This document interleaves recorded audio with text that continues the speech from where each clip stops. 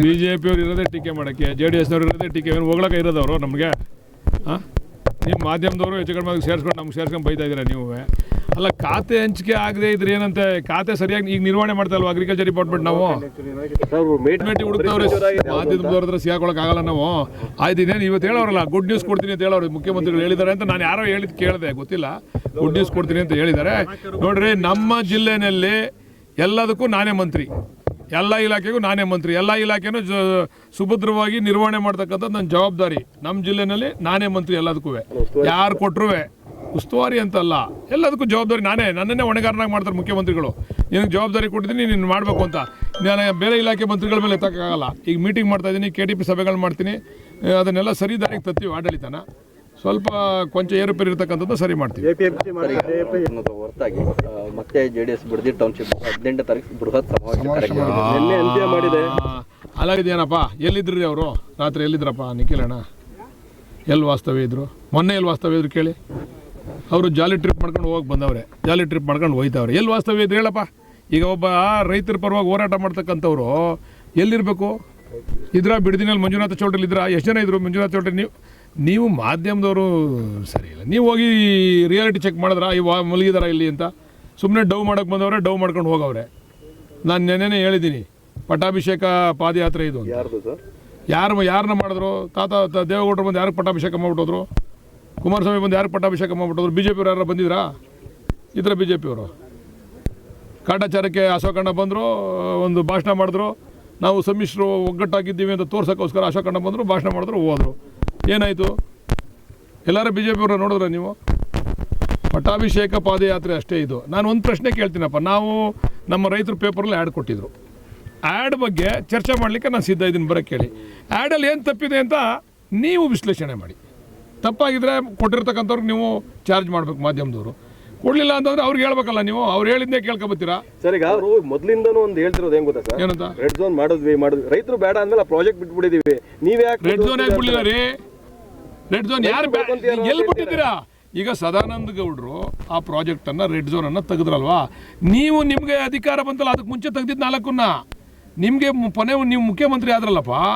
ಇವತ್ತು ಯಾವುದೋ ಮೀಡಿಯಾದಲ್ಲಿ ನೋಡ್ತಿದ್ದೆ, ಅವ್ನು ಹೇಳಿದ್ದು. ನಾನೇ ಹೋಗಿ ಕೇಳಿದೆ ಬೈರ್ಬಂಗ್ಲಾ ಸರ್ಕಲಲ್ಲಿ, ಇದು ನನ್ನ ಕನ್ಸನ್ ಕೂಸು ಮಾಡ್ತೀನಿ ನಡಿ ಅಂತ ಹೇಳಿ ಕಳಿಸಿದ್ರು ನನಗೆ ಅಂತ ಅಂದರು. ಆಮೇಲೆ ನೋಡ್ರಿ, ನಾನು ಹೇಳ್ತಾ ಇದ್ದೀನಿ ಮೊದಲಿಂದ, ಒಬ್ಬ ರಾಜಕಾರಣಿಗೆ ನಡೆ ನುಡಿ ಎರಡೂ ಒಂದೇ ಇರಬೇಕು.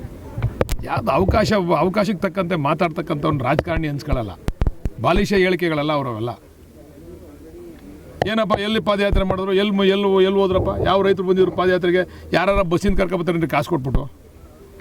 ಹಾಂ, ನಾನು ಇವತ್ತೊಂದು ಆಗ್ತಾ ಶಿರಾದಿಂದ ಉಗ್ರೇಶ್ ಅಣ್ಣ ಅವರು ನಮಗೆ ಎಲ್ಲ ವ್ಯವಸ್ಥೆ ಮಾಡಿ ಪಾದಯಾತ್ರೆ ಕರ್ಕೊಂಡು ಹೋಗಿರೋದಕ್ಕೆ ಅವ್ರಿಗೆ ಧನ್ಯವಾದ ಅಂತಕವ್ರೆ. ಬಸ್ ಮಾಡಿ ಕರ್ಕೊಂಬಂದಿರೋದಕ್ಕೆ ಹಾಕ್ಸಲ್ಲ. ನಿಮ್ಗೆ ಆಗ್ತೀನಿ, ನಿಮಗೆಲ್ಲ ನೋಡಿ ಅದನ್ನು.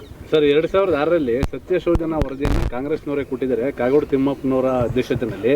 ಅವತ್ತು ಯಾಕೆ ಕೊಟ್ಟರು ಅನ್ನುವಂಥ ಪ್ರಶ್ನೆ ಮಾಡ್ತಾರೆ. ಸತ್ಯಶೋಧನಾ ವರದಿ ಬಂದ ತಕ್ಷಣ ಇವರು ಕುಮಾರಸ್ವಾಮಿ ಅವರು ಕ್ರಮ ತಗೋಬೇಕಾಯ್ತಲ್ಲ? ಯಾಕೆ ತಗೊಳ್ಳಿಲ್ಲ? ತಗೋಬೇಕಾಯ್ತು ಹಂಗಾರೆ ಅವರು ಕುಮಾರಸ್ವಾಮಿ ಅವರು.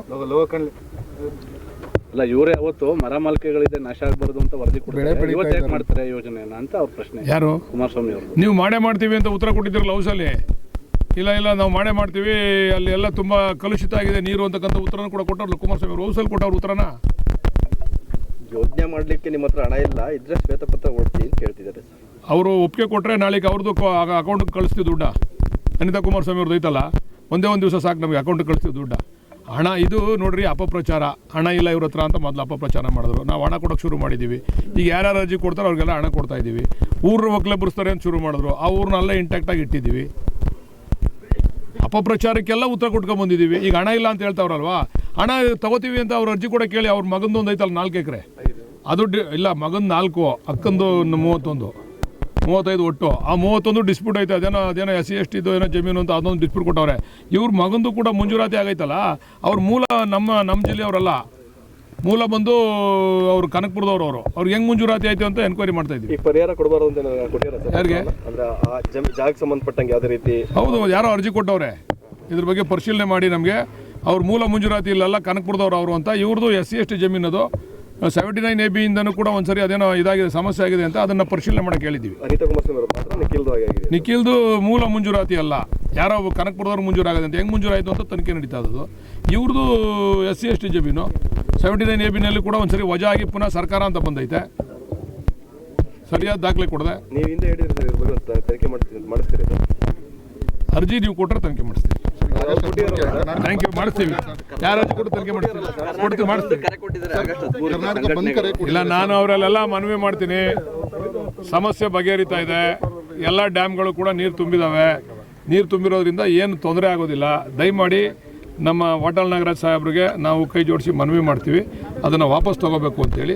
ಸಂದರ್ಭ ಬಂದಾಗ ಅವ್ರ ಜೊತೆ ನಾವು ಕೂಡ ಕೈ ಜೋಡಿಸ್ತೀವಿ ಹೋರಾಟಕ್ಕೆ. ಆ ಥರ ಏನಾರ ನಮಗೆ ಕೇಂದ್ರ ಸರ್ಕಾರದ ಅನ್ಯಾಯ ಆದಾಗ ನಾವು ರಾಜ್ಯ ಸರ್ಕಾರದವರು ಕೂಡ ಕೈ ಜೋಡಿಸ್ತೀವಿ. If you like this video ಬೇಗ ಲೈಕ್ ಮಾಡಿ, ಕಾಮೆಂಟ್ ಮಾಡಿ, ಶೇರ್ ಮಾಡಿ ಹಾಗೂ ಯೋಯೋ ಟಿವಿ ಕನ್ನಡವನ್ನು ಸಬ್ಸ್ಕ್ರೈಬ್ ಮಾಡಿ.